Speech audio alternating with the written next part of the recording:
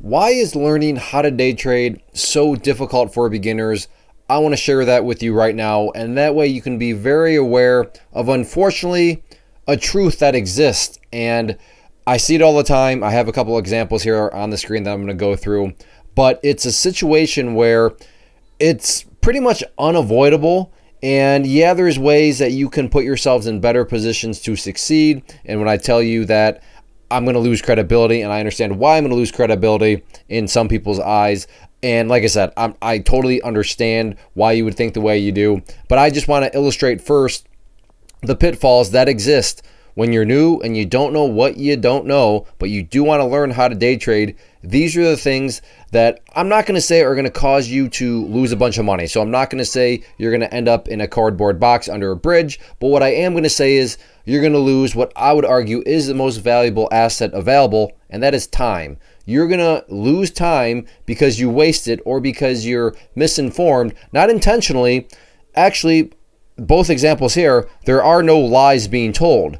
However, the problem comes in the form of partial truths. But when, again, you're new and you don't know what you don't know what is a partial truth, you don't know what is a full truth, and unfortunately, you also don't know what is a total just falsity, right? Where it's actually, sure, maybe they're not lying to you intentionally, but the bit of information is just not true at all. But the problem is, there are these sneaky, annoying things known as partial truths. So let's just hop right into it, and I'll show you exactly what I mean. So right here, James, he's only 15, and he wants to get into trading. So he's 15, he wants to get into trading, and then this person replies, "You have to be 18 in order to trade, sadly."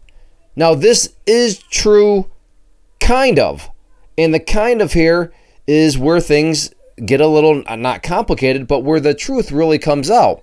So what do I mean? Well, yes, if you want to open up and have your own trading account, at least in the United States, you do need to be 18. So again, this person right here is not lying. Elite 85096 is not lying.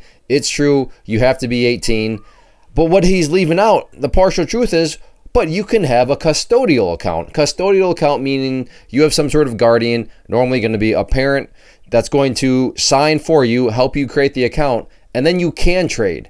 So that's the full truth is, well, so had they put a but there and then talked about, the custodial accounts, well, okay, then that would be a full truth. But they didn't. Hey, you just have to be 18. And which is true. Yeah, you have to be 18 in order to do it all by yourself. But hey, given that you're 15, there is still a chance for you. However, you, like I said, would just need that custodial account. So think about it now from James' point of view. Now, I did come in and, clarify things, but let's say that I wasn't there to clarify. Here we have James thinking now he's got to wait until 18. So, I mean, and this is just like I said, there's so many examples and they're all over the place. But the point I'm trying to convey here is how much time could have been wasted, right? And from James to think, now maybe he would have stumbled across it someplace else, had I not interceded here, which I really hope would have been the case. But at least I know in this situation, he got things completely clarified. But I mean, let's look at it from a worst case scenario. Let's say that he's like, okay, wow, well, I got to wait until I'm 18. That's 3 years potentially that maybe James just let go by because he wasn't around to take advantage of the fact that no, he can get started. He can actually trade with a custodial account. So that's the kicker. Not that James is going to end up in a cardboard box under a bridge, but that he could have easily wasted so much of his time.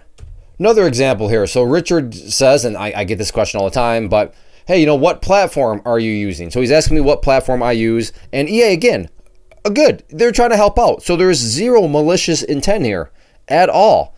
But again, intent doesn't matter when you have these things as partial truths. And he says that I use Lightspeed, which is true, kind of.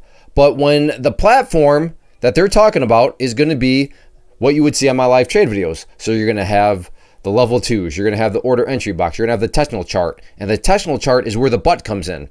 Because the technical chart I use is not from Lightspeed. It is a third-party e-signal. So let's look at it from Richard's point of view. He is going to be out there saying, okay, I like Clay's setup, or at least I'm assuming he likes my setup. That's why he's asking.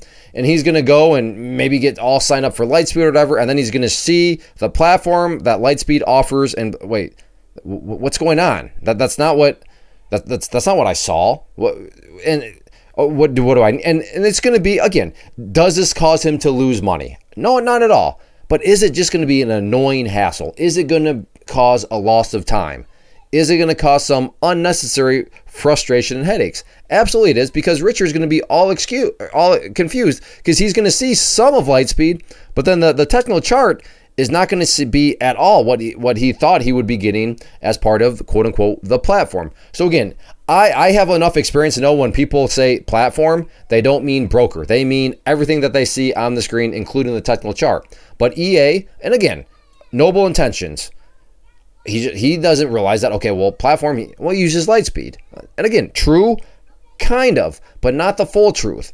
And this is just two little examples that exist all over the place, where when you're a beginner, you're trying to learn, and if you get hit by a little partial truth there and then a little partial truth there, and unfortunately also some will cause you to lose money. Now these choices that I selected, I don't want to choose ones and then try to come across like I'm just trying to scare people, but there are situations where a partial truth, again, as noble as the intent was to try to help out, can and will lead you to lose actual money. So not in these situations, but at the core, it boils down to, you know what, worst case scenario, you're losing both time and money. But in a best case scenario, which is what these ones are, you're not going to lose money, but you are going to still lose time, which, like I said, I would argue is the most valuable asset out there. So, I mean, what is the solution? How do you sort of avoid these things? And this is where I understand that I'm going to lose credibility, is you need structured education. You need first learn about this. And whenever you're learning about it, make sure it's a full truth, not partial truths.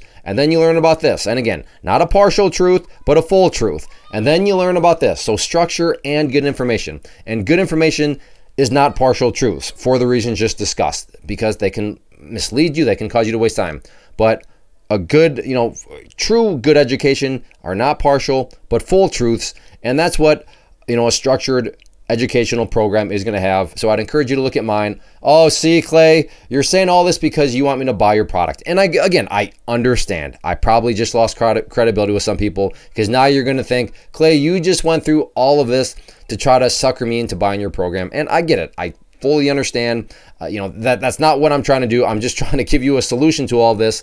And the solution is going to be finding some sort of structured way to go about it, because without structure, without good solid information, you are risking getting those partial truths, which in some senses can be almost worse than getting just a flat out lie, because at least a lie is like, oh, you can determine, okay, that was just completely wrong. But with a partial truth, you can be like, wait, no, that is true, but there's some buts here. But what are the buts? And then, like I said, it can get just that much more complicated. So that is why, in my opinion, learning is so difficult as a beginner, because you have partial truths floating around out there, and here are just a couple that I want to share with you. And when you have partial truths, you're going to waste time. When you waste time, you get frustrated. When you get frustrated, you could easily give up, or then maybe go and start to make rash decisions, which are not good, which just kind of spin out of control in the direction that you don't want to go. So just be very aware of partial truths. And again, whether you invest into my program or not, that's not the point here. That's totally fine, but just be aware. Always be questioning. Am I getting a full truth here, or is this a partial truth? Because when you're getting confused, maybe it's just because you got a partial truth, and you're gonna have to figure out what the rest of that truth actually is. But be aware of these partial truths. They exist, and they can be very, very annoying and very, very kind of counterproductive. First off, thanks so much for watching the entire video. Real quick before you go, I want to invite you to a live webinar, web class, training, workshop, online event, whatever you want to call it, but it will be me live revealing to you what I've discovered that has allowed me to transform myself from being an employee to being my own boss, including how I had only one losing day out of 73 days in total. I'm going to cover 3 keys that have helped me unlock profitable consistency within the markets. The first key is super weird, but in a productive type of way. The second key is super awesome because it quite literally is wired into our DNA as humans, making it very easy to use. But in a cruel way, this becomes a pitfall for many traders. I'll explain it all though, including how to avoid the pitfall that it creates for some. And yeah, the third key, when you hear it, sounds way too good to be true, but it's not, and I'll show you how it all works. Then at the end, I open it up for a question and answer session that is, again, totally live. Even if you can't make the live session, please still sign up as it will be recorded, and you can go back and watch the replay that I will send you. Click the image on the screen or click the link down in the description box so you can get the date and time and claim your spot, which I should note is limited due to the fact that this truly is a live event.